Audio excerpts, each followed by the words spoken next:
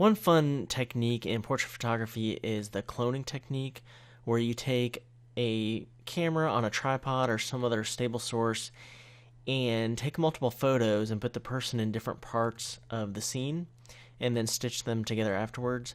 Go ahead and open up clone1 and clone2.jpg from the support files. So we have two photos here, my friend Chris, and you could use the move tool, click and drag one to the other, and bring the opacity down on the top and try to stitch it together perfectly.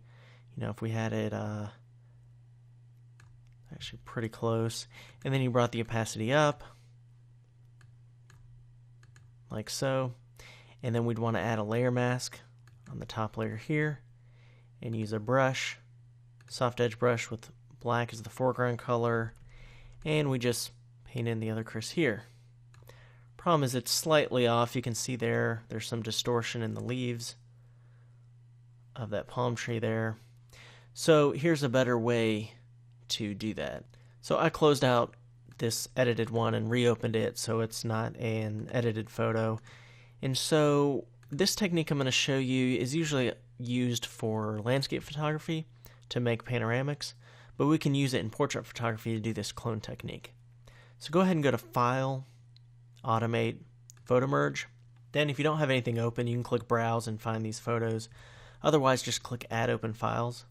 If you have more files open, just remove those from this list. So we just have clone1.jpg and clone2.jpg. And there's some options here like perspective, cylindrical, spherical.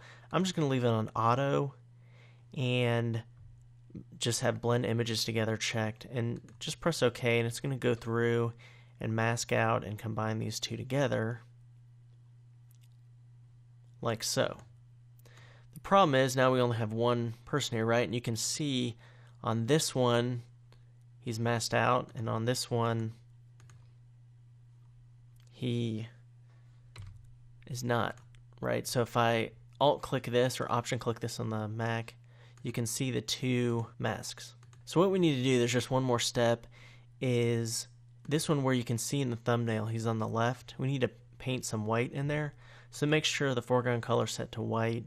Choose a nice soft edge brush with the brush tool, hardness set to 0, and just click and drag and we can bring him in here. Now the important thing, and that's our technique, the important thing to consider when you're taking these photos, if you want to use your own, is to make sure the camera does not change in between shots. So you need to use a tripod or some other way to stabilize the camera in between shots. Also, we don't want to change the focus in between the shots, so after it autofocuses, just set it to manual focus.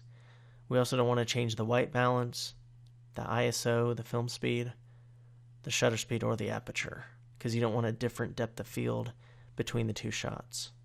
Alright, you can try it just set to auto, but you might end up with different settings between shots depending on if it has the same settings. Alright, so that's the clone technique. It's pretty fun. Another portrait technique to add to your toolbox.